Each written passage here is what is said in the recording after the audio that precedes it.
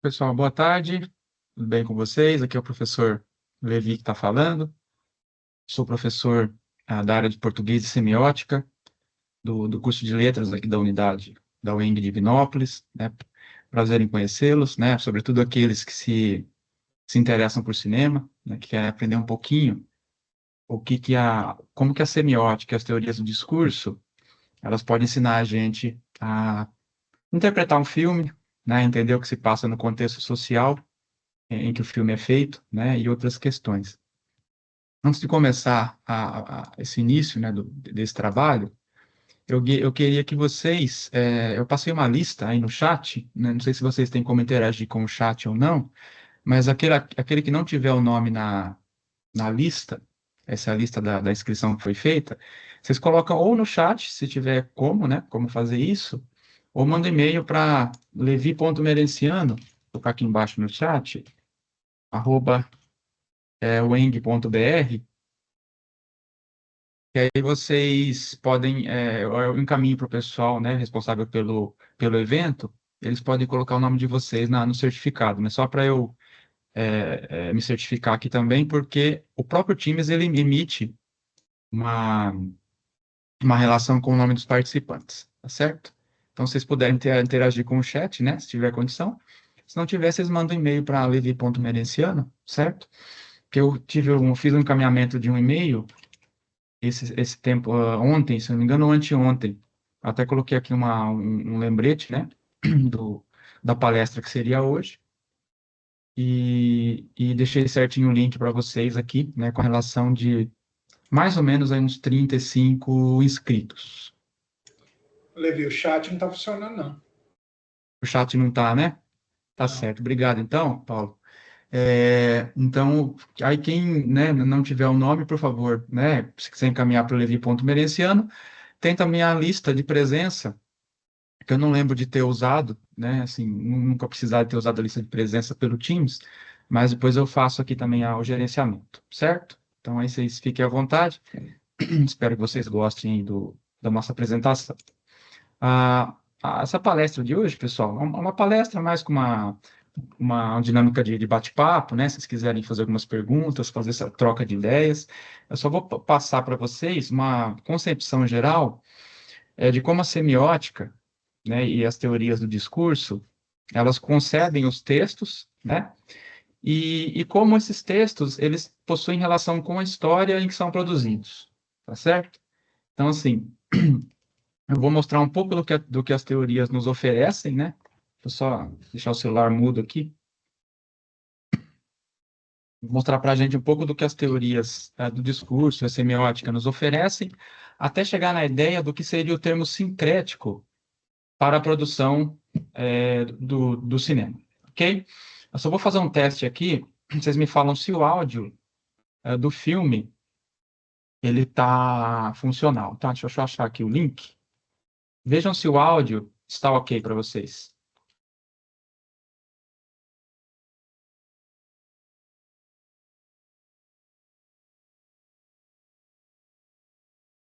Tá ok o áudio? Não tá saindo. Não está passando áudio? Deixa eu testar aqui então. Porque o áudio, assim, ele não é tão relevante, mas seria a imagem, né? Que seria importante. Deixa eu só ver aqui o sistema de áudio, ver se está ok.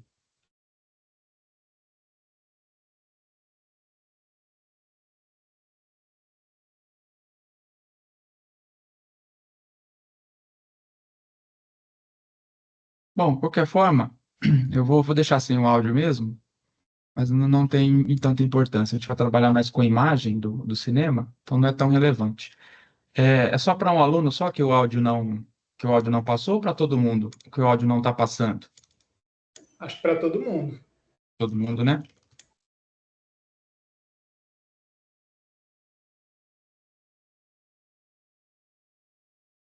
Esse áudio não está chegando aí para vocês, é isso? Tá, não. Sim, não tá Não, chegando. né? De qualquer forma, não haverá problema também nisso, né? Vamos começar então, pessoal. Se depois eu conseguir arrumar isso, eu vejo com vocês como que eu faço, né? Deixa eu ver aqui. Ou posso tentar compartilhar também só o link do que está exibindo, né? Deixa eu passar o aplicativo aqui do Calite e tentar compartilhar só ele. Só um momentinho. Vocês têm como... Ah, incluir som, achei. Ah, e tal, né? Agora veja se o som vai, pessoal. Foi, né?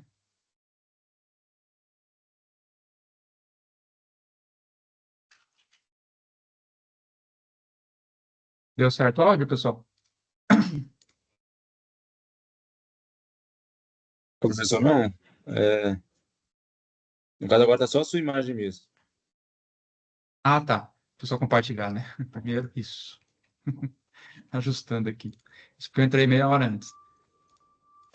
Tá ok agora, né, pessoal? Agora Tá funciona, aparecendo aí, né? agora funciona. Isso. Ah, perfeito. Obrigado, gente.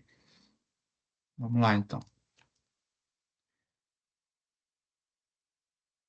Ah, todo texto, ele comporta dois planos da linguagem, tá? Assim como toda representação que o ser humano cria, em termos de audiovisual, música, a fala que estou conversando com vocês agora, esses elementos eles têm dois planos. Eles têm um plano de expressão e um plano de conteúdo. Assim, o plano de expressão é a forma pela qual esse texto ele é manifestado, é a forma pela qual ele se expressa para que o outro sujeito lhe dê um sentido, tá? Então, sempre eu vou ter um plano de expressão e um plano de conteúdo. O plano de expressão pode ser chamado também de significante e o plano de conteúdo pode ser chamado de significado, tá? São implicações teóricas que alguns linguistas, depois do Ferdinand de Saussure, eles, digamos, fazem um investimento melhor, né, para explicar o que seria expressão e conteúdo, tá? Só admitir o pessoal que quer entrar aqui, que aí a gente está sozinho aqui, tem que admitir o pessoal que tá entrando, né? Então, vejam que a expressão ou significante pode ser um desenho, certo? Por exemplo, esse desenho que está à esquerda da tela de vocês, pode ser uma escrita, ou seja, a palavra pessoa. Então, aqui à esquerda, em cima, tem um desenho de uma pessoa, eu tenho a representação escrita de uma pessoa, eu tenho aqui embaixo a fonética. Aqui está em português de Portugal, mas equivalia, por exemplo, a pessoa, né? Na fonética de Portugal. São três formas de expressão. A fala, aqui uma representação da fala, né? Essa forma que eu estou debatendo com vocês agora, a escrita e a imagem. Vejam que essas três formas de expressão, elas remetem a um mesmo conteúdo, certo? Que é a ideia que cada um faz quando recebe essa expressão aqui, quando percebe essa expressão. Então, na cabeça de vocês, eu tenho diferentes formas, né, de conceber essa pessoa, mas a ideia aqui, né, no balãozinho da pessoa, é a mesma para todo mundo que entende esse sistema semiótico. Então, eu posso escrever aqui person em inglês, mas se você souber inglês, o conteúdo aqui vai ser basicamente o mesmo na sua cabeça, certo? Então, a ideia de você perceber essa expressão e da forma como que ela toma forma na sua cabeça, como que ela se torna um conteúdo ou uma ideia, certo? E as formas de arte, assim como o cinema, assim como a música, elas vão trabalhar com, obviamente, com o conteúdo e com a expressão dessa arte. Só que a expressão que é trabalhada no âmbito do experimento artístico, de uma demonstração artística, essa expressão, ela tem uma característica em que ela vai querer quase que produzir uma equivalência com relação ao próprio sentido que ela manifesta. Certo? Deixa eu só abrir a porta aqui. Vamos lá. Então, por exemplo, eu posso, ao produzir um poema, não somente remeter ao conteúdo do vento, mas querer que a minha expressão faça ela por si só o som do vento. Então, se eu crio um poema hipotético como Os ventos, ventos que ventam uivantes. Veja que eu tenho uma repetição, que a poesia trabalha com essas ideias de repetição e paralelismo sintático, sonoro. essa ideia de eu repetir essa fricativa, o v, traz o som do que me faz me lembrar o vento. Então vejam que as formas artísticas, elas vão trabalhar formas não convencionais para fazer com que a gente se entretenha, né, se sinta, digamos assim, honrado, ou uma forma de passar tempo com uma determinada arte. Tanto que ninguém aqui vive sem arte. Vocês ouvem música todo dia, né? Ouvem algum episódio audiovisual de alguma coisa, basicamente quase todo dia, né? Acessando YouTube, etc. A gente não fica sem essas formas artísticas. Então, assim, a expressão escrita e sonora, né? Porque a poesia é feita para ser falada, embora tenha a expressão lida, a expressão sonora do poema é o clássico, né? Então, essa forma do poema vai trabalhar com essa expressão de uma forma diferenciada. Com o tempo, com o estudo da imagem e da fotografia, eu tenho concepções, digamos, mais aprimoradas de como seria a reprodução de imagens. E o cinema, né, seria um aprimoramento ainda de uma relação de fotogramas em sequência. Lembrando também que a arte do cinema, inicialmente, né, era o foco na fotografia, né? Hoje, muito do foco seria não na expressão fotográfica, mas muito na narrativa. A forma como que a narrativa amarra bem as ações, se os personagens são interessantes. Então, a ideia de você ter interesse por um certo personagem também torna o audiovisual contemporâneo interessante. Aqui, por exemplo, eu tenho um poema visual que faz uma manifestação gráfica dos grafemas do alfabeto romano, né? A, B, C, D, F, G, H, e assim vai. Esse poema visual, que é dos irmãos Campos, dos anos 70, chama-se Código. Então, a única informação que eu tenho dessa imagem que vocês estão vendo é que o conteúdo dela se refere ao código. Se eu tenho um conteúdo que remete à ideia de código, eu tenho alguma coisa que está escondida ou que tem que ser desvendada. Olha que coisa interessante. Então, eu tenho essa informação por meio de um código escrito, né, de uma semiótica escrita, e aqui eu tenho uma semiótica visual. Aqui vocês percebem que há uma tentativa de sobrepor grafemas, sendo que a nossa escrita e nossa fala ela é linear, sequencial.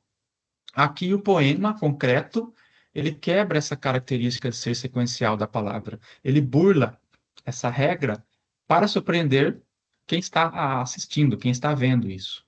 E ela burla com essa concepção de trabalhar os elementos grafemáticos de código em um único ponto, né? C-O-D-I-G-O. Vocês perceberam isso. Só que a arte, quando ela tem profundidade e enriquecimento, ela vai além dessa coisa óbvia. Então, se vocês olharem por cima, a ideia do código, né, cuja semântica nos traz essa concepção de segredo, de algo a ser desvendado, percebemos que é como se essa produção visual ela remetesse a um labirinto sendo olhado de cima para baixo, que no cinema seria o plano zenital, né, 90 graus de cima para baixo, o que remete a uma planta de um labirinto. É como se lembrasse a planta de um labirinto e que é algo a ser o quê? Desvendado. Só que não é um labirinto tradicional quadradinho. É um labirinto que ele é ovalado, as saídas não são precisas e assim vai. Então a arte ela vai além de uma questão óbvia, digamos assim, né? Para tirar a gente do conforto ou da obviedade de um texto comum, né? De um texto referencial. Espera que deu uma travada aqui. Isso, agora foi. Então, uma determinada expressão pode estar vinculados um ou mais significados. É o que eu disse aqui anteriormente para vocês. Por exemplo, claro que eu tenho aqui, são 3 formas de expressão para um mesmo conteúdo, para um mesmo significado. Em um texto com função denotativa, há uma expressão para um significado. Então, a noção de denotação, pessoal, vocês entendem que não há sentido figurado, né? Não há um sentido figurado, não há um sentido metafórico. Em textos com efeito de metáfora, metonímia, ambiguidade, polissemia e paradoxo, temos diferentes conteúdos para uma mesma forma significante. O efeito poético na arte também produz ambiguidades de significados a partir de expressões características. A arte acrescenta sentidos em estruturas não necessariamente linguísticas para reforçar ou contradizer o conteúdo. Melhor que ficar, né, colocando para vocês questões aqui mais teóricas, a gente pode pegar uma música dos Titãs, deixa eu só ver se eu acho aqui rapidinho, deixa eu só ver aqui, que ela se chama Pulso, deixa eu ver se eu acho ela aqui. Só um momentinho.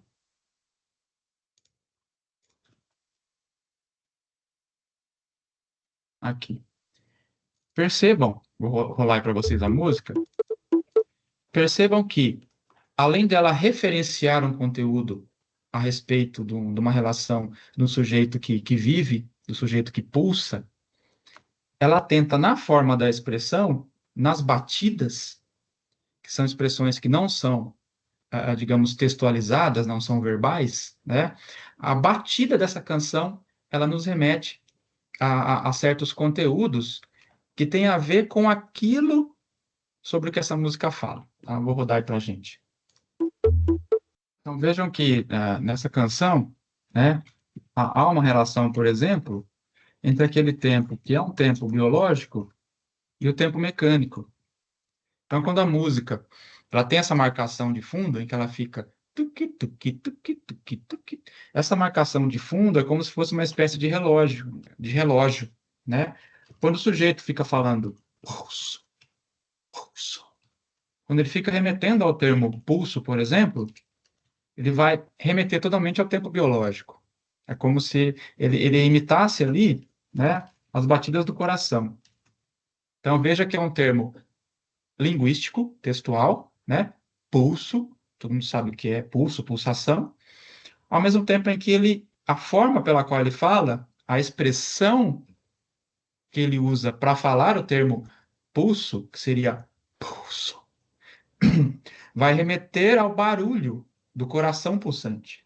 Então vejam que a música ela trabalha com o tempo mecânico, que a música é altamente, né, temporizada dentro ali das marcações tempo 3 por 4 por 6 por 8, 4 por 4 e assim vai, né, na sua temporização.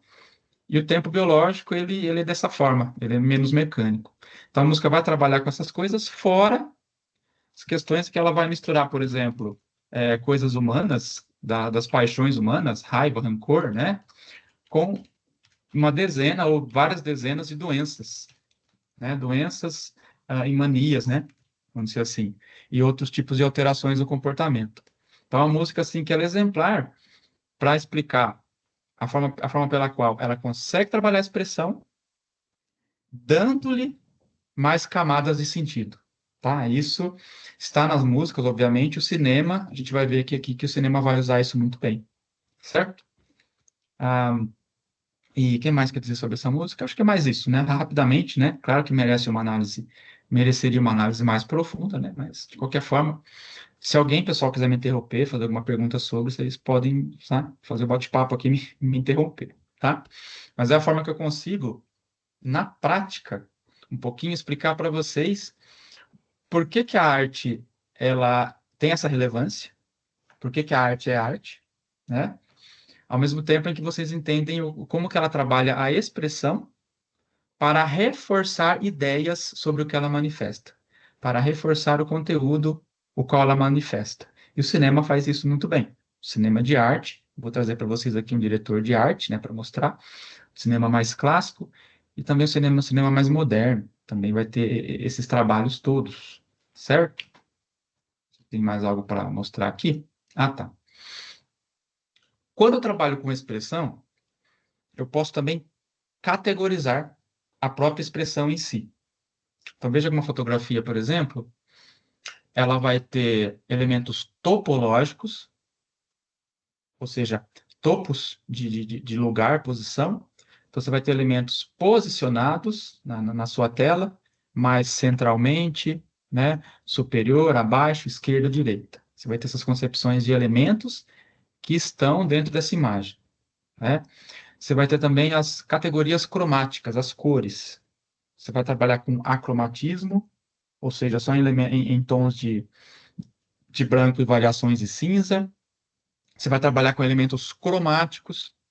Ah, desculpa. O acromático, além do branco e cinza, tem a relação também da sombra, da luz, da saturação, do brilho, né?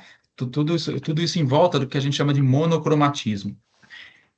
Também categorias cromáticas são interessantes. O cinema oriental trabalha muito bem as categorias cromáticas, vinculado com Yin e Yang, por exemplo, que a gente vai ver também aqui.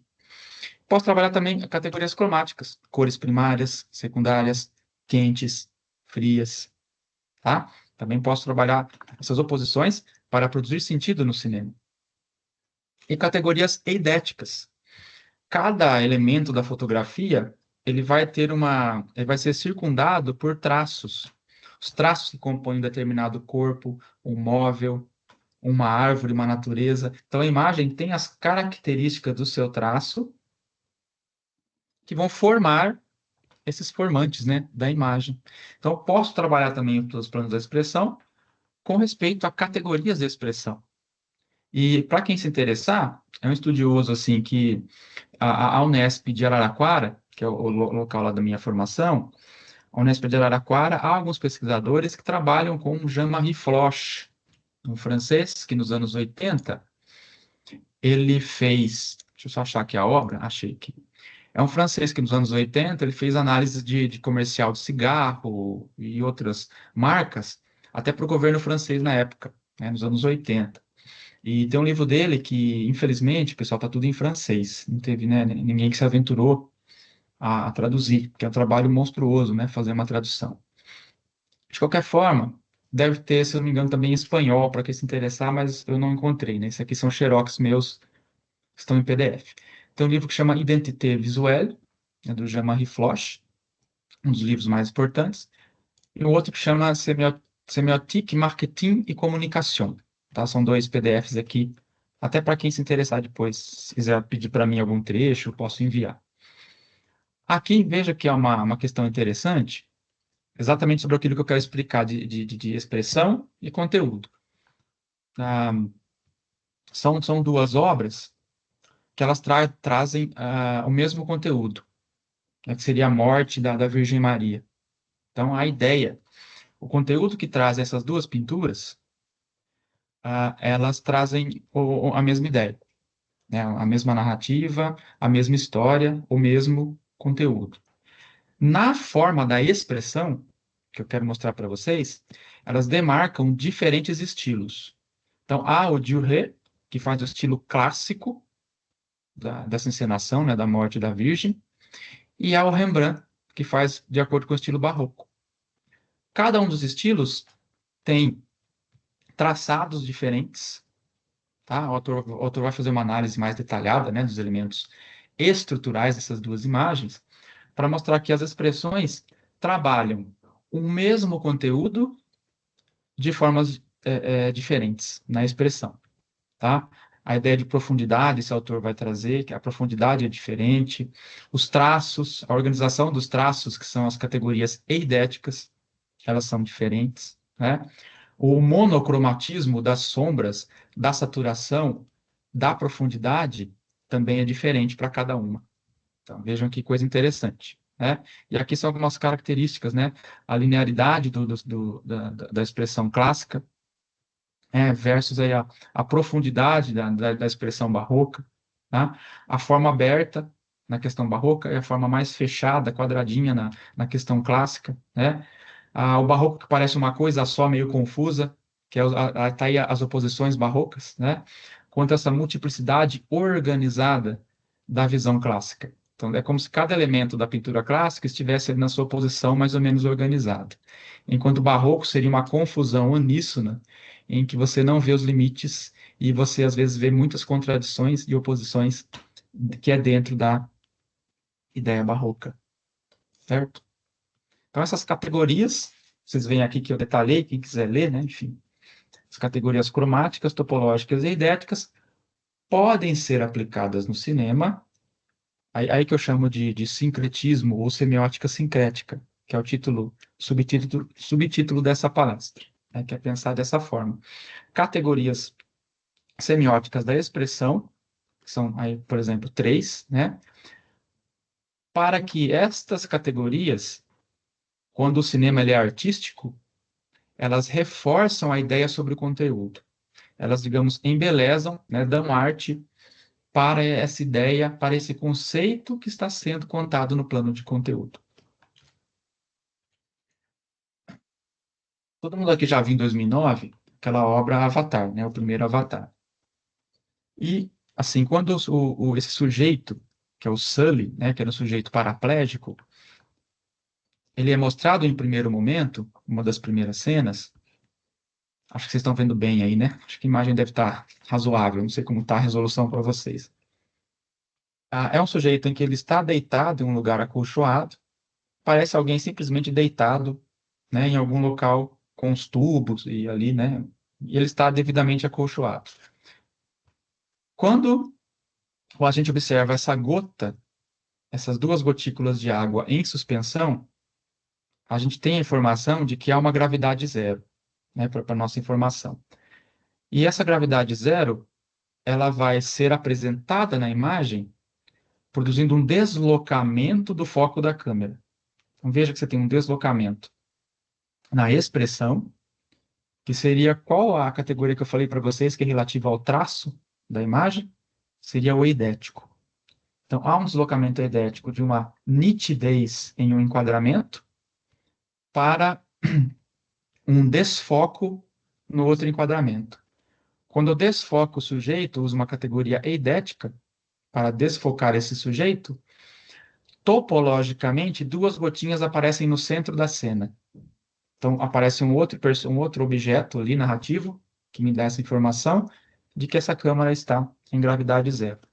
O que vai atestar lá na frente do filme, veja as coerências inteligentes, vai atestar em outros momentos do filme que o estado de paraplegia deste sujeito não importa em um lugar que não tem gravidade.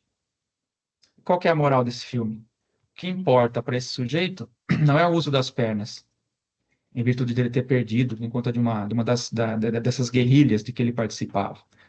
O que importa é a projeção da mente dele em outro exoesqueleto para que ele possa colocar as habilidades novamente dele como soldado à prova em uma tribo lá no planeta do Avatar, né? Esqueci o nome da tribo lá. Mas é para ele provar de novo que ele pode ser um bom soldado mesmo não tendo o uso de suas pernas, certo?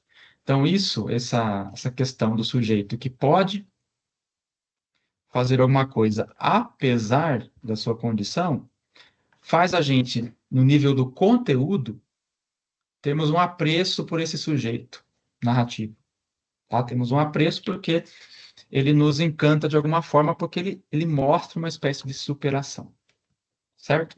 Embora ele já tenha um saber, digamos, um poder ser esse personagem, porque ele tem a genética que encaixa com a genética do irmão dele que morreu, né? Para que possa operar essa armadura de exoesqueleto que seria o Avatar, certo? Até aqui alguma dúvida, pessoal? Se quiserem interrogar aí, ficar meio enfadonho, vocês podem me perguntar aqui.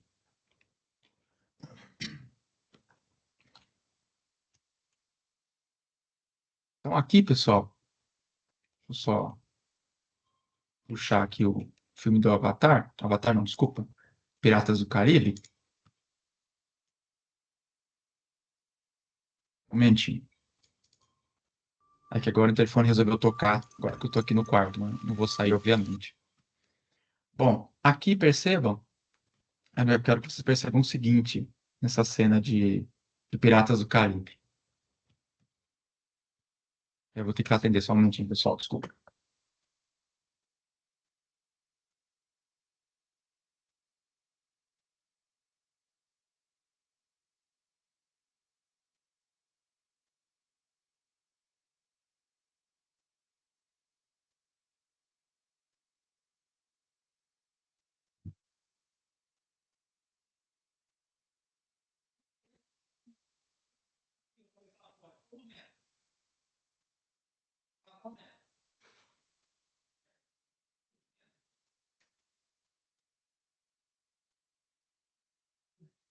Eu vou estar aí, no meio do evento.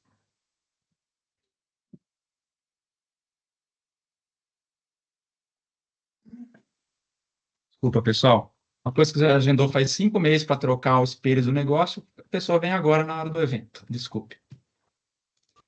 Vamos lá. A ideia aqui, pessoal, é mostrar o seguinte. Esse filme Piratas do Caribe, acho que é o Dead Man's Chest, que é o segundo, né? O Piratas do Caribe. Se a maioria de vocês já viu, vocês vão entender que Piratas do Caribe é basicamente um filme de ação, que ele não tem tanta profundidade artística, tendo em vista que ele só mostra elementos de ação, né? Basicamente são muitas coisas acontecendo ao mesmo tempo e tudo mais. Só que na introdução dele, há um movimento assim de qualidade artística que eu acho até impressionante. A todo momento, nessa introdução de Piratas do Caribe, eu vou ter um elemento que se repete. É um elemento eidético, tem a ver com o traço da imagem, com multiplicidades de elementos verticais e em oposição a uma certa circularidade de elementos. Então, eu tenho elementos circulares e retilíneos que vão se repetir. Depois, se alguém quiser, no fim dessa apresentação, falar um pouquinho, perguntar, né, ou averiguar o que seja, né, vocês podem comentar aí o que vocês acham que é esse elemento, que ele vai reforçar a ideia do conteúdo passividade versus agressividade. Então, é uma expressão, então uma determinada expressão vai trazer o conteúdo da agressividade. A outra expressão vai trazer o conteúdo da passividade. Certo? Vou soltar aqui para vocês verem, vou melhorar aqui o zoom, né? Vocês me falam o que é. Se alguém tiver uma pergunta antes, pode falar também, tá? Enfim, vamos lá. Vou soltar.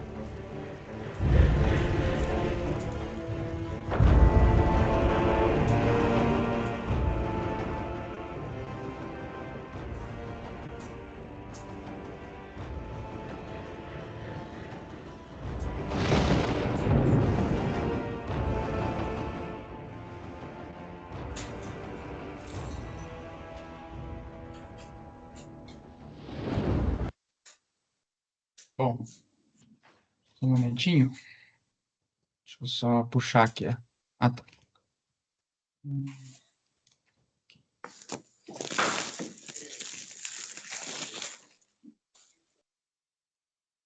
Bom, pessoal, aqui, alguém tem alguma ideia, alguma pista sobre o que seriam esses elementos da expressão, que são reiterados e que vão remeter a certos conteúdos? Alguém tem alguma pista?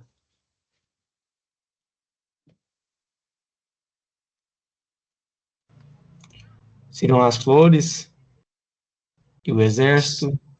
Flores, ok, as flores elas têm um traçado interessante. Você viu um outro elemento que pode remeter à agressividade? Aí seria o exército, as armas também, né? Isso, perfeito. Navios, né? Navios, isso. A Só que primeira tem. cena eu achei bem interessante porque Uhum. mostra as xícaras como sendo algo delicado e a tempestade como algo agressivo, assim, tipo, já meio que fazendo essa transição entre o que é essa progressão de uma coisa, de um cenário tranquilo para um cenário de conflito, de tempestade, né, tempestuoso, né? Perfeito. Vocês mencionaram, por exemplo, a ideia da chuva, né, das armas em riste, dos navios. Então, você tem uma repetição de elementos que são verticais e retilíneos. Esses elementos verticais e retilíneos vão referir a uma espécie de conteúdo de agressividade. É como se esse elemento constantemente atacasse essa passividade de dois sujeitos que eles só querem se casar. né? Que é a Elizabeth Swann e o Harold Bloom, Harold Bloom não, é Orlando Bloom, que eu esqueci o nome dele. Ah, o Turner, né? E, e essa repetição ela é constante, né? Você tem esses traços retilíneos que vão toda hora agredir por meio da expressão, né? É uma expressão que está agredindo ali constantemente. Claro, não agride só porque são armas.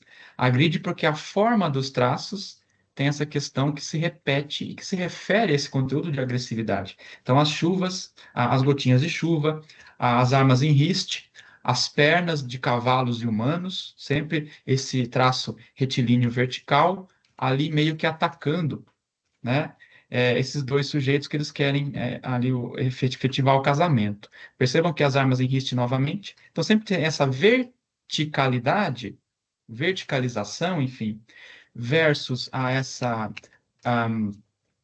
essa circularidade de alguns traços delicados, né? As flores, o pires, né? Vou soltar aqui de novo, né? O rosto, tá vendo essa? Veja que esses traços retilíneos, eles atacam essa circularidade constante, né? São objetos delicados, né? Que vai refletir depois nas flores e no rosto da personagem. Isso, veja que é uma constância. Então, o que torna a análise de vocês coerente? Que o sujeito não vai poder falar para vocês que vocês estão viajando. Essa repetição, essa coerência de traços que no decorrer desse discurso completo, ou seja, dessa primeira cena, né, referem-se a esse determinado sentido. Então, é uma coerência de traços. É uma sequência coerente de traços que refere-se a essa ideia, a esse conteúdo, tá? Por isso que essa primeira cena de Piratas do Caribe, depois o filme esquece essa poeticidade que você está apresentando aqui o filme.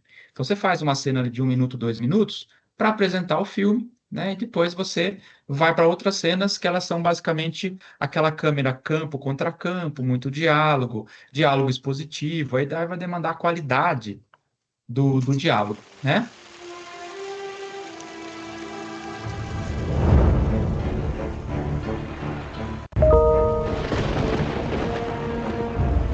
Tá vendo aqui sempre essa verticalidade atacando, né? Os mastros, sempre tem esse elemento vertical, tá vendo?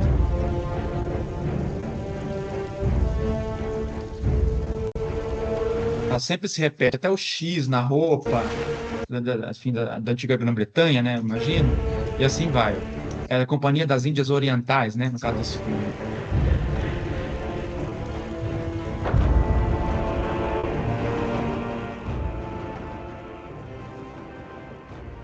E ela também é um elemento discursivo também, em que na cena, veja que tem também dois elementos ali em riste, ali na frente, mostrando também, de novo, essa verticalidade agressiva, né? E ela ali em um plano, veja que o plano aqui está, né? Um plano detalhe da bota do sujeito. É uma metonímia que vai remeter à ideia da truculência, do exército, etc., né? Ou do cargo superior demarcado pela bota, né? Em primeiro plano, e em plano detalhe. Tá, agora, desculpa, pessoal, se ouvir barulho, eles vão começar a bater aqui na sala, tá? Vou tentar é, não colocar muito barulho aqui, tá? Mas. Ai,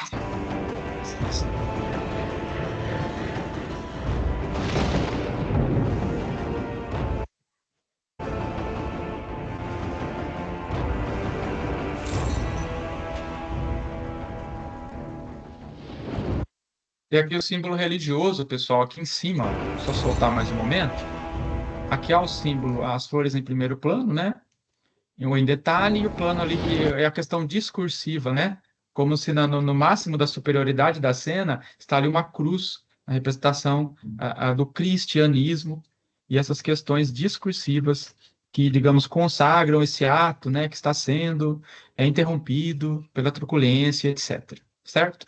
E aqui que é aquele plano que a gente vê no início dos filmes, que chama establishing. Establishing mostra mais ou menos onde que a cena se passa de forma geral, cortando 180 graus para dentro do local em que a gente vê quem? O parceiro dela, que é o Orlando Bloom. Tá vendo? Cortou para dentro e fechou. Só fechar aqui esse filminho agora, só um... achar aqui agora o outro filme. É o Shinobi. Ficou claro para vocês, pessoal, até esse momento? Sim, mais ou menos, o que seria a expressão e conteúdo? Como que todos os textos, visuais ou não, ou escritos, todos têm expressão e conteúdo. Só que na imagem eu vou ter mais elementos para poder ser trabalhados, para criar elementos artísticos e poéticos. Certo?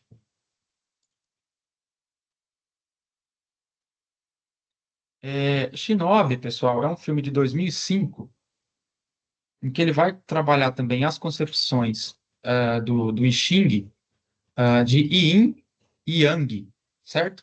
Yin seria o princípio feminino, Y-I-N, né? E Yang, princípio masculino, tá?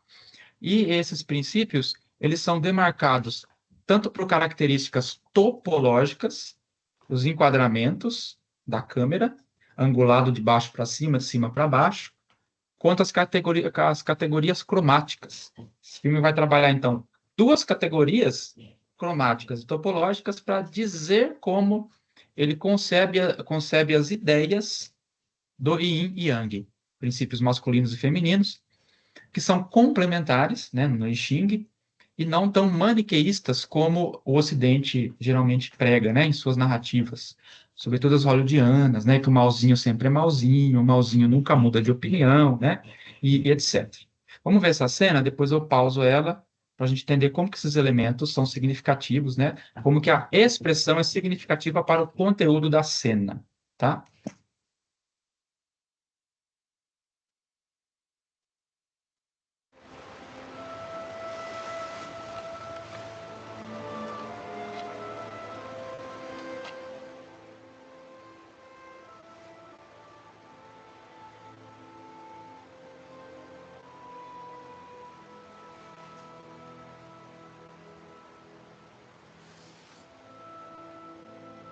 亡き母の形見だ。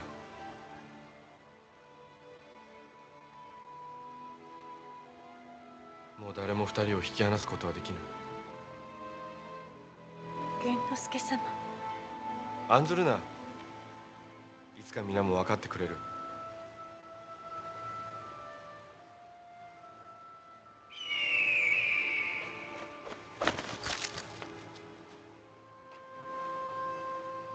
颯、お前が立ち会いだ。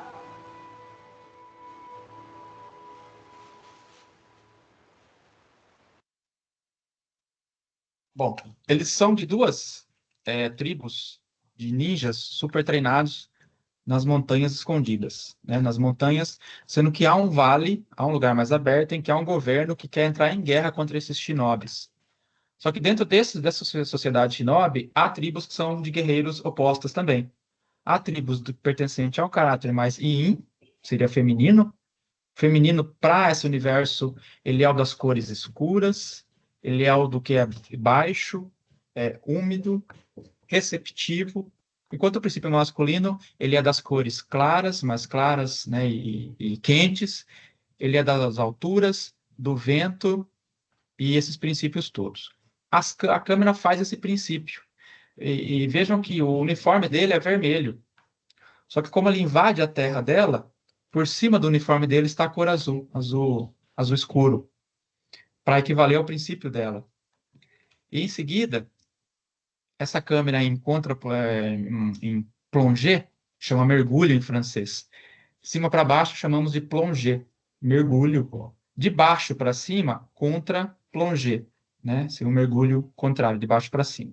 Essa câmera em plongée vai marcar o ambiente, o foco no conteúdo dele, que ele é desse ambiente das alturas. E só que ele está ali no momento em que ele está no ambiente dela também, a água escorrente ali, a ideia do conteúdo, né? Do princípio feminino. E assim vai sendo demarcado aos poucos, né? A câmera em over the shoulder, né? Sobre o ombro, para dar essa intimidade com relação a esse casamento secreto deles, que era uma proibição, né? Eles têm que ser, imagino, castos, né? Nessa tribo. E assim é construído o filme como um todo. Tá? E, por exemplo, na parte superior, também outro plongé, de cima para baixo, Hayate, que é o coleguinha dele, né, que é o animal de estimação dele, está dando uma espécie de bênção para o casamento deles, de novo, né? A tomada do ponto de vista do yang, né, do masculino de cima para baixo, para dar esse efeito. O filme todo vai ter essa coerência de enquadramentos, ou seja, topológicos e de cores também, tá? A gente vai ver que a tribo dela, quem quiser assistir Shinobi, 2005, a tribo dela tem essas características do yin. São todos mais, assim, andrógenos, né? Os homens também têm uma característica mais andrógena, digamos assim, né? Enquanto os homens da tribo dele, do yang, tem uma característica mais rústica, são mais sujos, mais terrosos, vivem nas alturas, e elas vivem ali enfiadas ali no vale, né? Nessa parte mais úmida, escondida, enquanto eles se escondem nas montanhas. Tá? Essa coerência eu achei, assim, de muito bom gosto. Eu achei ela impressionante. Ah, outro filme que vai trabalhar também essa característica ah, da topologia, só que agora dos traços eidéticos, a gente vai ter uma característica também de traçados dos elementos da imagem, que vão, a todo momento, relembrar para a gente uma ideia e um conceito. Tá? Esse filme chama Grand Budapest Hotel, ou Hotel Grand Budapest, esqueci o nome da tradução. É um filme de 2014, em que toda a angulação desse filme de câmera ela vai estar coerente com a proposta do conteúdo que vai ser passado. Eu vou passar aqui para a gente assistir, daqui a pouco eu volto.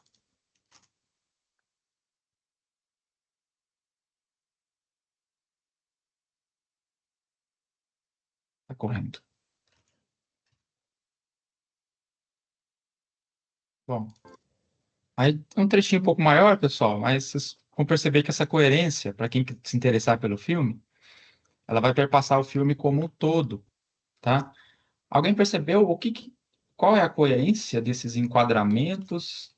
Essas seriam categorias, né, topológicas, e se há uma forma, deixa eu só chegar no ponto, e se há uma característica do traçado que ela também é predominante. Se alguém quiser comentar também, fica à vontade. Parece que ele usa muito imagem de perfil, né? Em vez de ser de frente. Certo. E essa questão que você falou, a ideia do perfil, né? Vejam que esse perfil que você mencionou, ele é construído de uma forma em que os enquadramentos, eles sempre são perpendiculares. Ou eles são horizontais ou verticais, mas sempre perpendiculares. Né? A ideia da perpendicularidade, ela trabalha com essa ideia de 90 graus, né? O que seria no 90 graus. E isso vai prevalecer no filme como um respeito restrito da câmera em sempre ir para a esquerda ou para a direita, para cima ou para baixo, para frente ou para trás. Até a ideia do 3D, né? Que é a ideia de, quase que a ideia de um volume completo, né? Em que você tem também a câmera se deslocando ou inteiramente para frente ou inteiramente para trás. Zoom in, zoom out, né? E sempre trabalhando, nunca sendo torto. O único momento eu acho que tem a ideia de inclinação, que na verdade vai dar a soma também de 45 graus, vai dar o resultado de 45 graus, é quando você tem essa escada e quando o bondinho faz o movimento inclinado. Aí você tem essa ideia, mas mesmo assim, é a metade do que é perpendicular. Se você pensar, né, no perpendicular, né, 90 graus, 45. Então o filme vai dar toda essa ideia durante, acho que 2 horas de exibição que vai ter, essa ideia de como se fosse uma cruz, né? Trabalhar sempre na ideia de vertical e horizontal. Isso vai remeter, no filme como um todo, a essa ideia inicial, de que a personagem ela está, de fato, lendo um livro. Então, essa leitura do olhar do livro, né, que vai da esquerda para a direita, de cima para baixo, ou você aproxima e você afasta, né, dependendo da sua visão, vai estar constante no filme, essa ideia. Só que quem que traz a ideia do livro? Estar escrito o livro, ter um livro mostrado, que seria um conteúdo, ou a expressão trabalhando para que ela apresente para a gente um ponto de vista subjetivo do que seria uma leitura. Então, essa segunda ideia que é interessante. Essa expressão agregar conteúdos para esse filme. Essa expressão que agrega ideias, né, artísticas em torno do que seria essa personagem que lê esse livro enquanto essas aventuras acontecem, certo?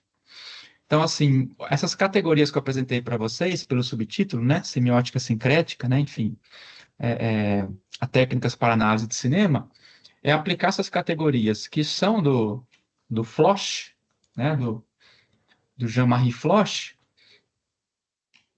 nesse cinema, na imagem em geral, né? Na imagem eu digo a imagem cinematográfica ou a imagem fotográfica também, fotográfica da fotografia em geral. Deixa eu ver se eu acho uma imagem que eu vi esse tempo atrás, que é a imagem jornalística, ela traz uma concepção interessante, né? Por exemplo, o jornal traz a fotografia, né, da questão do Donald Trump ter vencido. Aí tem o texto. Donald Trump derrota Kamala Harris e retorna à Casa Branca após cumprir mandato caótico. Leia as repercussões. Depois tem aqui, né? Trump presidente, republicano será o primeiro desde o século XIX a retornar ao cargo após deixar a Casa Branca. Então tem as questões aqui expositivas, né? Com uma tipologia expositiva, descritiva do que está acontecendo, ao mesmo tempo em que a mão dele, né? A mão direita dele, ou esquerda do quadro, se encontra na frente de uma região ali, né? Que tem a ver com uma série de acusações a que que esse sujeito recebe. Então, a fotografia jornalística, ela tem essas implicações, essas metáforas, essas ambiguidades e esses sentidos subentendidos que fazem parte da leitura fotográfica jornalística. Veja que é um gênero, a fotografia jornalística. Ela tem todo um trabalho que vai remeter a essas questões. Claro, tem outras questões aqui idéticas, de traçados, que eu não analisei, né, não deu tempo de pensar, mas a primeira coisa que eu peguei nessa cena foi quando a mão dele, né, está no plano frontal, de frente, aqui, eu não sei se essa aqui é a esposa dele, tá, desculpem pela minha informação, não tenho certeza. Mas é uma moça, né, uma jovem, cuja mão dele se encontra na frente aqui, né, de um local relativo à questão aí de violações, né? Então, assim, é só um exemplo, né, que eu mostrar o jornal. Ele consegue dizer algo, né, nas entrelinhas sem dizer de forma ali referencial. Ele diz pelo jogo de enquadramentos, né? Ele não está pegando nada ali, nenhuma região dela. Mas o jogo de enquadramentos implica, subentende-se a partir dele, que há essa relação com a leitura sociocultural e histórica desse sujeito na contemporaneidade, tá? Isso vai chamar ambiguidade. Então, essa ambiguidade, ela faz parte também de cinemas clássicos. Por exemplo, se alguém já assistiu O Sétimo Selo, do Ingmar Bergman, o Sétimo Selo, vocês vão ver referências em tudo quanto é lugar. São dois sujeitos sentados jogando um jogo de xadrez numa mesa, né, que vocês já devem ter visto. Um sujeito de capa preta, né, e um cavaleiro medieval. Então, certo momento desse cavaleiro medieval, nessa história, a morte vem buscar esse cavaleiro medieval, a morte vem buscar ele para levar ele, né? O cavaleiro medieval propõe uma partida de xadrez com a morte, para que se esse cavaleiro ganhar o xadrez da morte, a morte deixa ele vivo. Essa é a metáfora que é construída. A gente vai ter a ideia, por exemplo, do jogo de xadrez. Aqui vamos pensar na ambiguidade. O jogo de xadrez como algo não religioso. O jogo de xadrez como algo profano, do ponto de vista da igreja. A igreja, obviamente, relativa ao sagrado. Então, esse sujeito que está aqui na tela de vocês, que é de uma companhia circense, ele é, obviamente, do profano, né? A diversão, o riso, né? É algo do profano, né? Comparado à religião. Ele vai olhar para o lado e ele vai ter uma visão. E é uma... Vocês vão ter agora ver qual que é essa visão. Eu quero ver quem consegue entender como é a construção da ambiguidade dessa cena. Como essa visão que ele vai ter, se ela tem uma relação com o jogo de xadrez versus a questão religiosa. Eu vou soltar para vocês.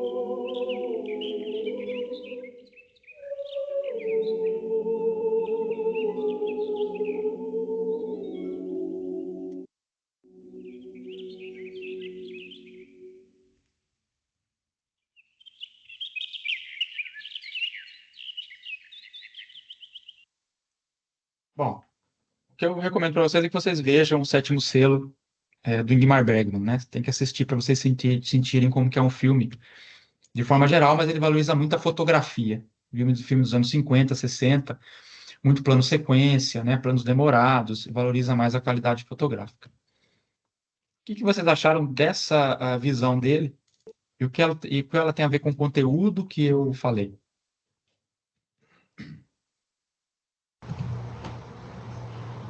Me remeteu a Nossa Senhora, né? E o Menino Ok? Jesus, Isso, a Mãe Rainha, né? isso.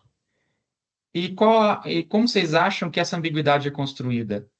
A ambiguidade pode se referir a uma coisa ou outra não claramente. Aqui, que ambiguidade constrói essa figura religiosa dentro desse âmbito que eu falei do jogo de xadrez? Da ideia de rainha. Isso. Rainha enquanto a peça do xadrez, né? Também. Então, essa ambiguidade, ela tem a construção da rainha, né? Essa figura mística, né? Ou mítica, ou religiosa, ao mesmo tempo em que traz a ideia da peça de xadrez. Se é a peça mais importante ou não, né? Não é necessariamente relevante para o filme, mas é uma das peças do jogo de xadrez, certo? Então, assim, essa ideia traz aqui a ambiguidade que a imagem pode trazer. Claro que a ambiguidade a gente vê também o Bentinho na obra do Machado de Assis, né? Aquela discussão de sempre, né? Traiu ou não traiu. A ambiguidade também é construída na escrita, só que na fotografia jornalística e cinematográfica, ela é um recurso para atrair a atenção do público. Não que sejamos superiores por conseguirmos explicar uma análise mais aprofundada, mas que pode chamar a atenção de alguns leitores, pode chamar, entendeu? A construção da obra não é para desqualificar ninguém, é para fazer com que a pessoa, com que o leitor, o público, ele tenha uma relação com essa arte e ele sinta fruição com isso. Então, os sentidos bem construídos vão gerar essa fruição no leitor e espectador. Vou deixar outro aqui. Outro filme do Ingmar Bergman chama Morangos Silvestres. Aqui eu vou ter elementos do áudio querendo representar a ideia narrativa do filme. Só que aqui o elemento, ele é mais também auditivo. Ele é um som, ele é um barulho, mas ele remete a um determinado elemento. Esse filme, no geral, para a gente entender ele, é um professor emérito, que ele vai receber um prêmio na faculdade em que ele trabalha, só que é longe da casa dele. Nesse caminho pelo qual ele passa, ele vai lembrando as coisas do passado. E não fica claro se ele foi um sujeito corajoso, se ele foi covarde, se ele era mau caráter ou não. O filme vai construindo isso de forma que parece e não parece.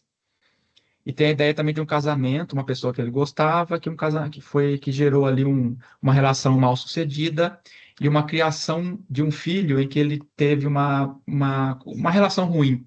Não foi criado muito junto desse filho. Esse filho meio que culpa essa relação afastada que eles tiveram. E no fundo é um casamento não sucedido, um amor não realizado. E aqui a gente vai ter a ideia também, esse sujeito ele vai meio que morrendo aos poucos, conforme ele trilha esse caminho de volta, esse caminho para receber um prêmio que a gente não sabe se é merecido, tá? Vamos ver a cena, é um sonho que ele está tendo, é uma cena bem rápida, percebam os barulhos e o que eles se relacionam com vida e morte, ou nascimento e morte, ou até, digamos, religião e profano.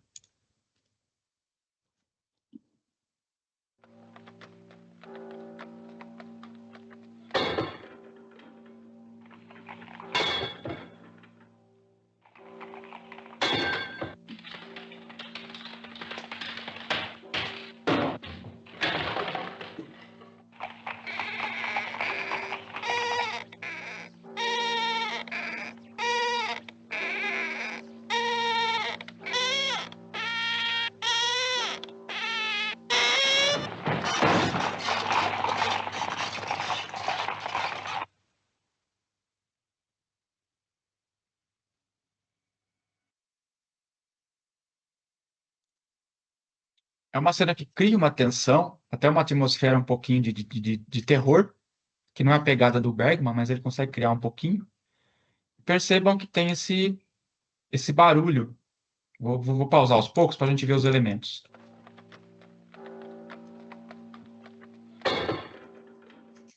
Eu não sei se tem no ambiente lá um sino também que está ao fundo. Mas a carroça, quando bate no poste, ela vai emular, né? Ou vai simular esse som do sino. Só que é um ruído. É um ruído que não tem sentido que não for nessa cena. Então, o compasso, a batida repetida, vai gerar a ideia do conteúdo. Qual conteúdo? Sino, que remete semanticamente à ideia de religião, igreja, etc.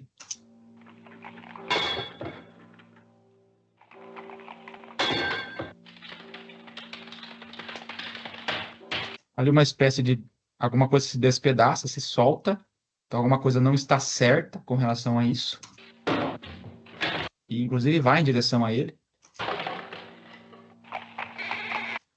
A cruz na parte superior, mais à esquerda da cena, mais um pouco mais superior ali na charrete, né?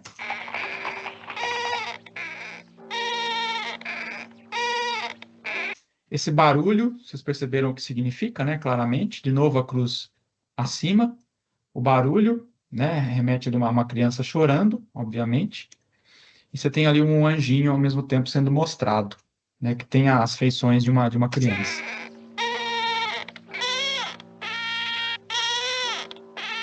Só que é um choro do bebê dentro de uma carruagem, uma charrete que leva um caixão. Bebê é nascimento, né? Até porque está vivo, está chorando. Caixão é morte, né?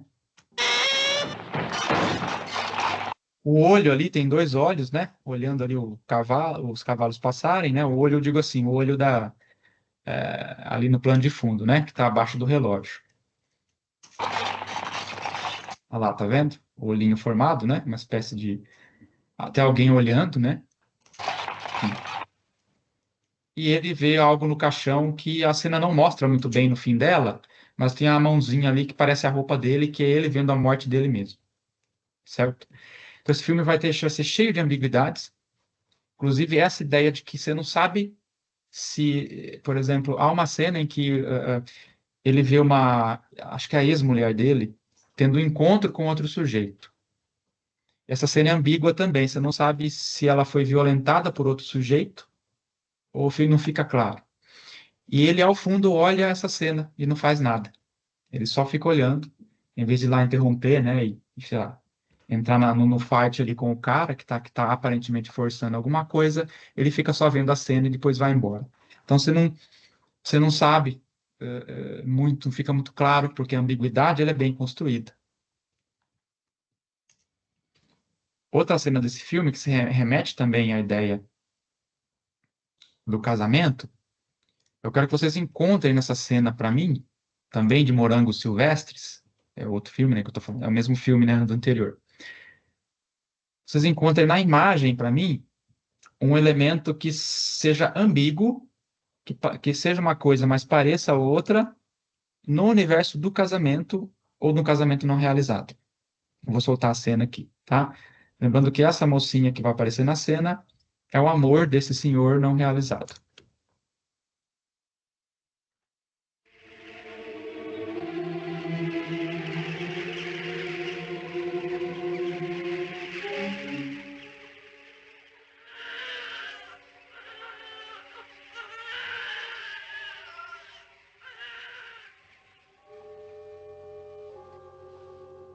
Stackars lilla barnet mitt. Du ska sova stilla nu. Inte vara rädd för vinden. Inte vara rädd för fåglarna, kajorna och måsarna. Inte vara rädd för vågorna från havet. Jag är hos dig. Jag håller fast dig. Inte vara rädd, lilla barn. Bom, ainda está suficiente, né? Até a cena que ela segura o bebê. O que essa fotografia, magnificamente bem montada, significa ou reforça a partir dos seus traços topológicos e eidéticos para o conteúdo, para a ideia do filme que eu passei para vocês agora há pouco. Veja que eu tenho eidéticos, né? Questão da árvore, né? Até o cromatismo, né? Você tem um bicromatismo ali, o branco e o preto também, né? Mas o que importa para a gente aí é a questão do elemento eidético. A forma, né, os limites dos formantes da imagem. Equivale à árvore central, à moça e aquele bercinho ali. O que vocês enxergam com relação ao casamento mal sucedido? Ou um amor, um casamento não realizado? Acho que a questão de ela, né, estar sozinha com esse bebê, né, e ela fala o tempo todo para ele que ela está com ele, que ela é a proteção e a segurança dele, né, frente aos elementos da natureza. Isso. Você tem a questão que você falou da natureza, do perigo. Depois eu vou para a cena que você falou que ela está no colo, o bebê está no colo dela. Depois eu vou para a cena. Veja uma coisa que é ambiguidade interessante aqui. A forma como o berço está disposto. A árvore, vocês já perceberam que tem a ver com a cruz, né? Tem uma coisa cristã ali, que você pensa em cruz, casamento, ele é um elemento da cultura cristã, né? Do semantismo cristão. A árvore na parte central da cena, que forma ali uma cruz. E ela está protegida sob, né? Embaixo, sob essa árvore que representa a cruz. O que está parecendo esse cradle, esse berço? O que ele parece dentro dessa ambiguidade que eu falei em torno do casamento? Que tem a ver com perfil também, que alguém comentou aí do perfil, né? O No outro B tá filme. parecendo um véu, né? Ó, o berço tá parecendo um véu. Não Isso, sei se. perfeito. Essa ideia mesmo que eu interpreto. Não que a interpretação, né, nossa, seja perfeita, mas assim, ela tem que ser coerente. E você tem que explicar por que que ela é coerente. Isso está de acordo com o quê? É uma imagem que remete à ideia que está no filme. Certo? Então, eu não posso vincular essa imagem com a ideia de que, porque no mundo hoje ninguém mais está casando, então, não. Tem que pensar na ideia do filme. Então, perfeito que você falou quando você pensa na ambiguidade de como se esse berço ele se assemelha também a uma noiva em perfil, a um véu de noiva em perfil. Ou seja, alguém em perfil ali, como se fosse uma noiva, um véu de noiva, certo? Então, essa ambiguidade que é bem construída. Você veja, é um elemento eidético, são traços que se parecem com ao menos duas coisas. E essas duas coisas se referem a dois conteúdos que estão o quê? Em conflito, certo? Aqui é mais assim, plano e aqui seria topológico também, plano de frente, plano de fundo, né? Plano de fundo, esses galhos meio que ameaçam, né? Ela e essa criança que ela tenta acalmar. Quando ela fala hush, né? Hush, acalme-se, né? Que em inglês rush com R é ao contrário. Rush é correria, né? Hush com H acalme. Então, vai ter esse galinho ameaçando aí, né? E um jogo de planos para pensar nesse perigo, né, pessoal? Nessas questões aí. Acho que com respeito aos filmes, né, acho que dentro de 1h20, né, que foi aqui de apresentação, tá tudo ok, né? Eu vou só apresentar basicamente o meu trabalho com respeito ao cinema, que é a minha tese, para quem quiser se interessar pela minha tese, Cinema Hollywoodiano no século XXI. Eu analiso os filmes mais interessantes da primeira década do século XXI de um ponto de vista semiótico, certo? Essa semiótica, ela vai ser a base discursiva de análise, enquanto Floch vai ser o campo expressivo de análise. Então, essa semiótica discursiva, ela está de acordo com a teoria Greimmasiana, que é uma teoria francesa da semiótica. E a análise expressiva, então lembrando que Greimas, ele analisa o plano de conteúdo, né, pela semiótica discursiva, enquanto o plano de expressão, ele é baseado em Floch, tá? Que são esses livros aqui que eu apresentei para vocês, né? IDTT Visuel, Então, quem se interessar pela minha tese, pelo livro, quiser me escrever aí, né, pode escrever para mim. E tem isso aqui também, que é Semiotique, Marketing e Comunicação, tá? Sobre os signos, as estratégias. Também é um livro interessante. Quem se interessar por produção de cinema ou se interessar por planos, os planos da câmera, as tomadas de câmera, tem esse livro da Cris Rodrigues, Cinema e a Produção, em que a gente vai ter a linguagem cinematográfica dentro dos enquadramentos, que a gente chama de enquadramento e ponto de vista. A gente vai ter aqui os tipos de enquadramento. O que é uma sequência? O que é uma cena? O que é um plano geral? Né? O que é um plano aberto? Plano inteiro? Plano americano? Tá? E assim vai. São todos os tipos de enquadramento. A gente vai ter aqui aquele establishing que eu apresentei lá em Piratas do Caribe, né, mostrando aonde se passa a cena de uma forma geral. Tá? Close, super close, plano detalhe. A gente vai ter tudo isso. Tá? Então, quem se interessar, né, por essas questões, eu tenho um canal também no YouTube que não tem fins lucrativos, só para deixar claro. Ele chama Cine Semiótica. Quem se interessar, tem uns 100 filmes lá analisados, mais ou menos, né, que eu trago um pouco da semiótica, como vocês veem aqui no nome, né? Cine Semiótica. Eu tento trazer um pouco da semiótica, mas para uma análise mais rápida, né? 5 a 10 minutos de análise de vários filmes que eu gosto. Eu gosto de todo tipo de filme, né? Acho que só musical que eu não tenho muita aproximação, mas terror eu adoro, outros filmes que eu analiso. Então, quem se interessar, né? Quiser entrar no canal lá e ver, no canal que está no YouTube, tá? Quem se interessar. No mais, deixa eu ver se tem mais algum material que eu possa apresentar para vocês. Para entender a semiótica de um jeito mais simples possível, para quem quiser começar a estudar semiótica, quiser entender, vocês podem ver o livro de Fiorin, né, Platão e Fiorin, para entender o texto. É um dos livros assim que tem várias reedições. Ele é usado para ensinar análise discursiva, tanto para ensino médio quanto superior. Então, seja qual área você for, até de engenharia, digamos, se você for, é um livro importante para você entender os níveis de análise. Então, esse livro vai ter, acho que 45 lições, vai trabalhar com a noção de texto e contexto, com a noção dos níveis de análise mais profunda, análise mais superficial de um texto. Tá? Então, por exemplo, do filme que eu lhes apresentei, que é o Morangos Silvestres, você tem uma análise aqui mais superficial, você tem uma análise mais superficial desse filme, seria a história sobre a qual fala, os elementos da natureza, né? Aqui ela está ali junto à natureza, né? Com um rio ao fundo.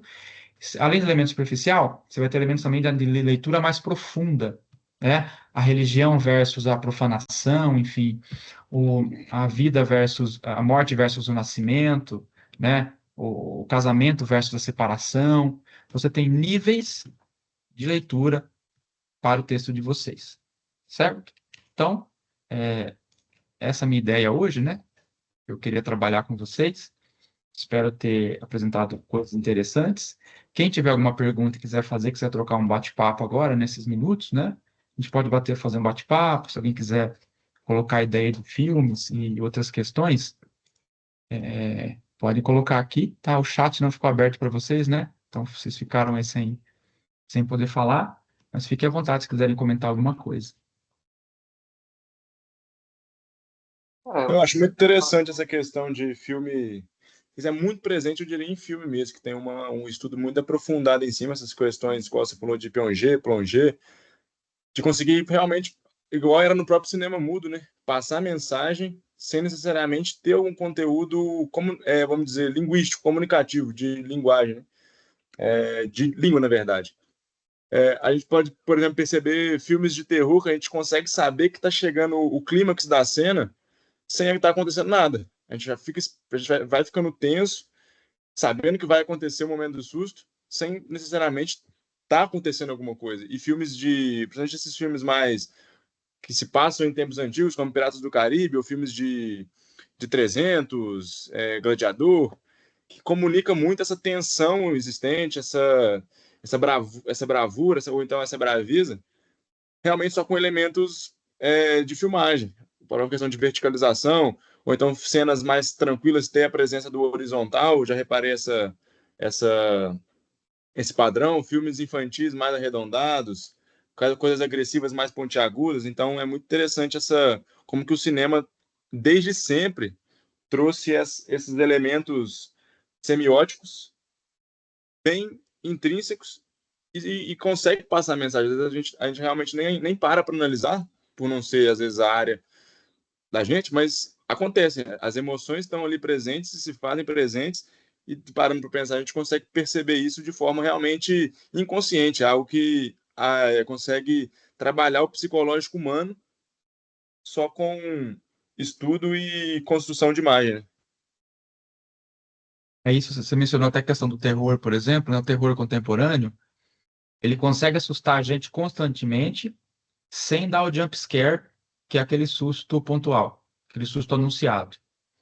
Por exemplo, quem já viu o Exorcista de 73, o Exorcista original, vocês percebem que ele não se vale de jump scares para dar o susto, sendo que é difícil dar um susto sem jump scare. Então, assim, e aí as pessoas falam horrores do Exorcista, mas é 15, 20 minutos só de cena de terror, né? O filme ele tem 1h50, eu acho. Ele é uma história muito boa, aliás, uma história magnífica, de um jeito que, claro, se vocês pegarem a versão de cenas extras, tem mais cenas de terror. Mas a forma com que ele trata é a justificativa da academia nos anos 70, foi, inclusive, para dar o Oscar, foi de que ele usava recursos não apelativos para assustar, né? O cinema de terror contemporâneo tenta fazer isso. Em vários filmes, eu sempre recomendo A Bruxa, de 2015, que é quando a Anya Taylor-Joy, ela era mais novinha. Hoje já tá mais modelo, né? Tá fazendo, acho que o Gambito do Rei, né? Da Rainha, esqueci o nome da série. Mas a Anya Taylor-Joy, ela faz esse filme A Bruxa, de 2015, que é do Robert Eggers. É um diretor que ele é pesquisador também, ele faz a pesquisa antes de fazer os filmes. E ele mantém o terror e a todo momento não consegui me livrar daquela sensação, muito embora o filme tenha uma cena só de jump scare. Um jump scare que é muito bem feito, aliás. E o resto ele tem essa atmosfera de susto constante, né? Assim como outros filmes drama, criam uma atmosfera de drama constante. Quem assistiu a série 13 Reasons Why, os 13 porquês, acho que é esse o título. A primeira temporada eu acho assim que ela é muito tensa, ela é muito estranha, porque todo momento o drama e o suspense também ficam em um ambiente escolar, uma coisa da qual você não escapa, né? E assim é importante, né? A gente percebeu o filme. Teria mais filmes para analisar, né? Mas de qualquer forma, é, a gente pode falar só um tanto aqui específico. Alguém mais tem alguma ideia? Pode ficar à vontade para a gente bater um papo aqui.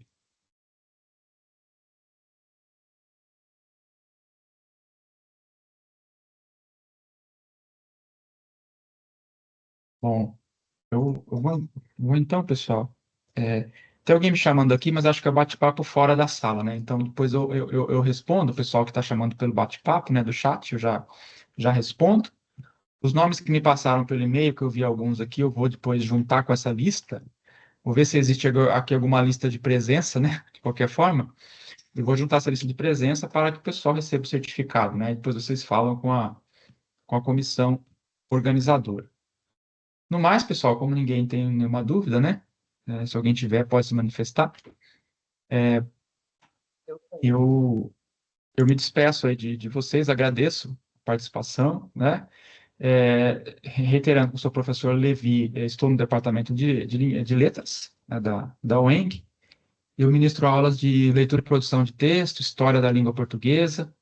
Já fui professor de semiótica também, uma disciplina com a qual eu faço pesquisas na área, né? Acho que eu tenho até aqui para mostrar para vocês a pesquisa que eu faço ultimamente, que eu trabalho com a versão brasileira de títulos de filmes estrangeiros. Não tem como mostrar agora.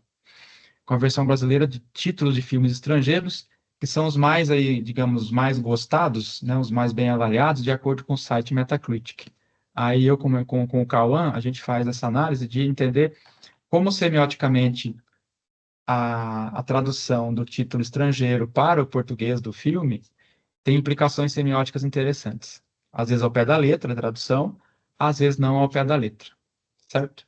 Então, quem se interessar por pesquisa e outras questões, manda e-mail para mim e se quiser me procurar, eu faço parte do departamento de letras, certo, pessoal? Eu vou fechando por aqui então a palestra, espero que vocês tenham gostado, certo? Agradeço aí por tudo e